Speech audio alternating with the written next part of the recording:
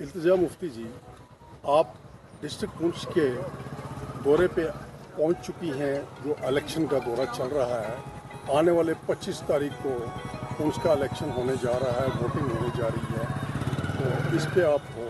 तो अभी आप क्या मिशन लेके आई हैं इस दौरे पे?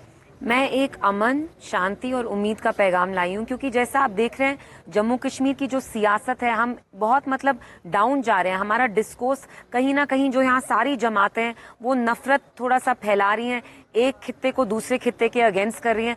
मैं यहाँ लोगों से यही दरखास्त इल्तिजा करने आई हूँ कि क्यों ना हम एक साथ चलें। किसी भी तबके का इंसान हो, किसी बाकी जमात का इंसान भी हो, जम्मू कश्मीर इतने दर्द से गुजरा है, जुल्म से गुजरा है 2019 से, खास तौर से जब से आर्टिकल 370 हटा। तो मैं यहाँ एक पॉजिटिव मैसेज लेने आई हूँ कि आप महबूबा जी को वोट डालें, क्योंकि महबूबा जी ही हर तबके को अपने साथ चला सकती हैं। अब आपने आर्टिकल 370 की बात की कि वो हटा जी। अभी जैसे कि डॉक्टर फारूक अब्दुल्ला साहब ने एक दिन पहले ये कहा, आर्टिकल 70 जो था वो राजा के वक़्त की देन थी जी। राजा के वक़्त का था, तो लिहाजा इसकी एब्रोगेशन की गलत हुआ है। तो ये राजा के वक़्त की जो बात उन्होंने कही है, और आपके जो पीडीपी के मोहतरमा प्रेसिडेंट हैं महबूबा जी, उन्होंने भी इस पे हेल्स किया हुआ है, बहुत बार कहा है। इस बारे में आप क्या सोचती हैं? मेरा ये ख्याल है और मेरी ये सोच है कि आर्टिकल 370 एक ब्रिज की तरह था, जो जम्मू कश्मीर के लोगों को कनेक्ट करता था with the rest of India. उसके हटाने से आपको लगता है आपने इश्यू सॉल्व नहीं किया, आपने सॉल्व नहीं किया है।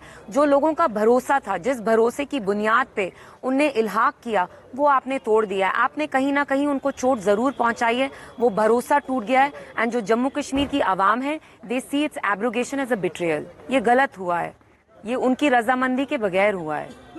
तो जी, अभी जो 2 दिन पहले वोटिंग हुई है श्रीनगर में, जी, सेंट्रल कश्मीर के अंदर जी, तो ये 38% voting for the first time देखी जा रही है। जो क्राइसिस का वक्त देखा गया है इंसर्जेंसी का, या जब 370 था उस वक्त में भी क्राइसिस को आगे रख के तो वोटिंग जो है वो लोग निकलते नहीं थे।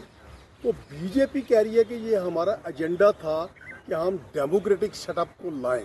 तो ये 38% वोटिंग होना, इसको आप किस नज़र से देख रही हैं? देखिए, 10 साल पावर में रहने के बाद बीजेपी ने एक चीज अच्छे से सीखी है कि जो गलत होता है उसको वो अपना पॉजिटिव एडवांटेज, डिसएडवांटेज को क्योंकि जिसकी लाठी उसकी भैंस। लेकिन वोटर टर्नआउट के बारे में मैं यही कहना चाहती हूँ कि लोग अपने जज्बात एक्सप्रेस कर रहे हैं थ्रू देयर वोट।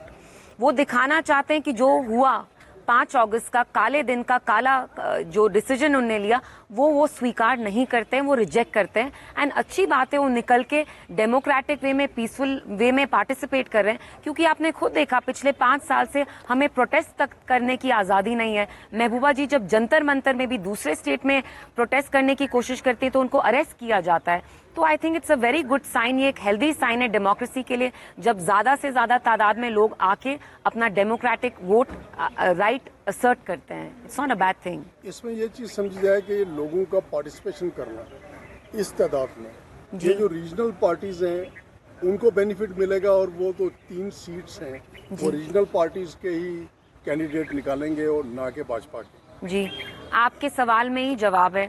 भाजपा ने अपना कोई कैंडिडेट नहीं उठाया। वो अनंतनाग राजौरी की सीट पे अपनी उनकी निगाह थी, डिलिमिटेशन करने के बाद भी उनको लगा कि ये नहीं होगा, फिर डिले किया, फिर अपने प्रॉक्सी उठाए, फिर पहाड़ीज को धमकी देते हैं कि अगर आप प्रॉक्सी पार्टी हमारे दोस्तों के लिए वोट नहीं करेंगे तो हम यहाँ दंगे करेंगे 90। तो सब जानते हैं बीजेपी गुंडागर्दी कर रही है, फिर भी वो ये सीट नहीं जीतने वाले हैं। ये सीट हमारी झोली में, और इंशाल्लाह हम महबूबा जी को बड़े से बड़े मार्जिन से पार्लियामेंट भेज के रहेंगे। मेरा लास्ट क्वेश्चन है इल्तिजा जी, कि अभी रीजनल पार्टीज के लिए, खास करके फारूक अब्दुल्ला साहब के लिए, कांग्रेस के लिए और महबूबा जी के लिए, जो भाजपा के बड़े लीडर हैं, बिग गन्स हैं, उनकी तरफ से ये हमेशा पिछले दिनों में सवाल उठता रहा और ये टीवी पे भी टेलीकास्ट हुआ कि ये तीनों जो परिवार हैं ये पाकिस्तान के एम्बेसडर हैं, ये पाकिस्तान की बात करते हैं हिंदुस्तान में। आप एक पढ़े लिखे हो, आप भी पॉलिटिक्स में हो, आप अपनी सोच इसको किस नज़र से देख रहे हैं?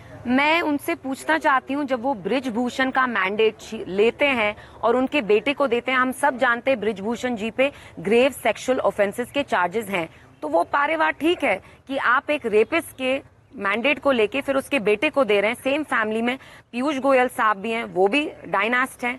बाकी जो लोग हैं इनकी पार्टी में कितने सारे लोग हैं, वसुंधरा राजे जी हैं, there is a long list, Anurag Thakur.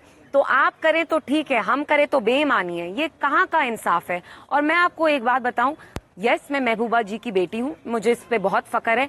लोग इवेंचुअली अगर मुझे ठुकराते हैं तो सर आंखों पे लगे, लेकिन अगर वो मुझे स्वीकार करते हैं, आप ये नहीं कह सकते। टू अ सर्टेन एक्सटेंट लोग मेरी बात सुनेंगे क्योंकि मैं किसी की बेटी हूँ, दैट्स हाउ दे नो मी। उसके बाद वो मुझे प्यार दें या स्वीकार नहीं करें, let's leave it to the people. इनका ये चलता रहता है, अब्दुल्ला मुफ्ती, मुफ्ती अब्दुल्ला ढोल जैसे एक रट्टा लगा के रखा है, तो इनको करने दीजिए, मुझे कोई फर्क नहीं पड़ता है। Lot of